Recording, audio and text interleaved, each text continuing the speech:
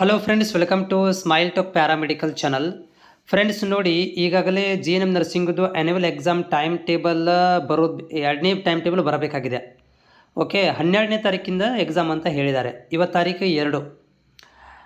ಇದರ ಬಗ್ಗೆ ನೀವೆಲ್ಲ ಕೇಳ್ತಾ ಇರುವಂಥದ್ದು ಪ್ರಶ್ನೆ ಇರುವಂಥದ್ದು ಏನಂತಂದರೆ, ಹಾಲ್ ಟಿಕೆಟ್ ಯಾವಾಗ ಬರುತ್ತೆ ಮತ್ತು ಎಕ್ಸಾಮ್ ಟೈಮ್ ಟೇಬಲ್, ಹೊಸ ಟೈಮ್ ಟೇಬಲ್ ಬರಬೇಕಿಲ್ಲ. ಈಗ ಪ್ರಾಕ್ಟಿಕಲ್ ಎಕ್ಸಾಮ್ ಟೈಮ್ ಟೇಬಲ್ ಬರಬೇಕು, ಥಿಯರಿ ಎಕ್ಸಾಮ್ ಟೈಮ್ ಟೇಬಲ್ ಬರಬೇಕು. ಅಂದರೆ ಯಾವ ತಾರೀಕಿಗೆ ಯಾವ ಎಕ್ಸಾಮ್ ಇದೆ ಅಂತ ಗೊತ್ತಾಗಬೇಕಲ್ಲ, ಅದ್ರದ್ದೊಂದು ಬರಬೇಕಲ್ಲ. ಸೊ ಅದರ ಸಲುವಾಗಿ ಈಗ ಸದ್ಯಕ್ಕೆ ನಾವು ಕಾಂಟ್ಯಾಕ್ಟ್ ಮಾಡ್ತಾಯಿದ್ರೆ ಏನು ಮಾಹಿತಿ ಬರ್ತಾಯಿಲ್ಲ. ಯಾಕಂದರೆ ನಿನ್ನೆ ತನಕನೂ ಎಲ್ಲರೂ ಕೂಡ ಹಾಲಿಡೇ ಮಾಡಿ ಬಂದರು ಯೂನಿವರ್ಸಿಟಿದವರು.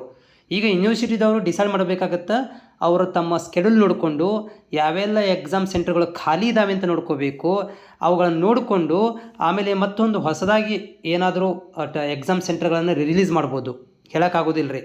ಹೊಸದಾಗಿ ಎಕ್ಸಾಮನ್ನು ಸೆಂಟ್ರನ್ನ ಮತ್ತೊಂದು ಸ್ವಲ್ಪ ಬದಲಾವಣೆಯೂ ಮಾಡ್ಬೋದು. ಎಲ್ಲರೂ ಒಂದು ಕಡೆ 1% 2% ಬದಲಾವಣೆಯೂ ಆಗ್ಬೋದು, ಅಥವಾ ಬದಲಾವಣೆ ಆಗಲಿಲ್ಲ ಅಂದರೂ ಕೂಡ.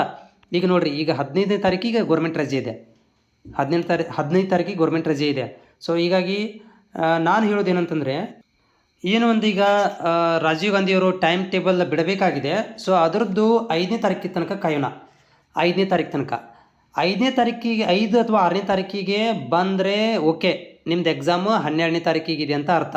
ಅಂದರೆ 12 ಅಥವಾ 13, 14, 15, 16, 15 ಇರೋದಿಲ್ಲ, ಗೌರ್ಮೆಂಟ್ ಹಾಲಿಡೇ ಇದೆ.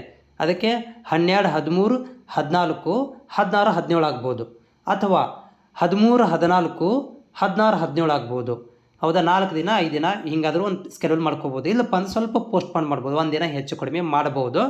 ಬಟ್ ಟೈಮ್ ಟೇಬಲ್ ನೋಡೋಣ. ಇವಾಗ 5ನೇ ತಾರೀಕು ತನಕ ಬಂದರೆ ಒಳ್ಳೆಯದು. ಅಂದರೆ ನಿಮ್ಮದು 12ನೇ ತಾರೀಕಿಗೆ ಇದೆ ಅಂತ ಅರ್ಥ. 6ನೇ ತಾರೀಕಿಗೂ ಬರಲಿಲ್ಲ ಅಂತಂದರೆ ಮೇ ಬಿ ನಿಮಗೆ ಮತ್ತೆ ಅವ್ರು ಏನು ಮಾಡ್ಬೋದು, ಪೋಸ್ಟ್ಪೋನ್ ಮಾಡ್ಬೋದು.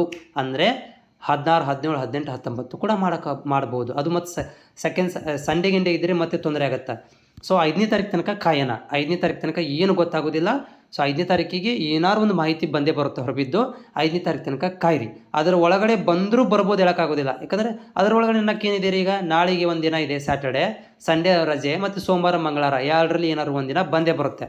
ಓಕೆ, ನೀವು 5ನೇ ತಾರೀಕು ತನಕ ಕಾಯೋಣ. 5ನೇ ತಾರೀಕಿಗೆ ಏನಾದರೂ ಒಂದು ಪಕ್ಕ ಮಾಹಿತಿ ಬರುತ್ತೆ. ಅದು ಬಂದರೆ ಪೋಸ್ಟ್ಪೋಂಡ್ ಆಗುತ್ತೋ ಅಥವಾ ಅದೇ ಎಕ್ಸಾಮ್ 12ನೇ ತಾರೀಕಿಂದನೇ ಎಕ್ಸಾಮ್ ಆಗುತ್ತೋ ಅನ್ನೋದು ಗೊತ್ತಾಗುತ್ತೆ.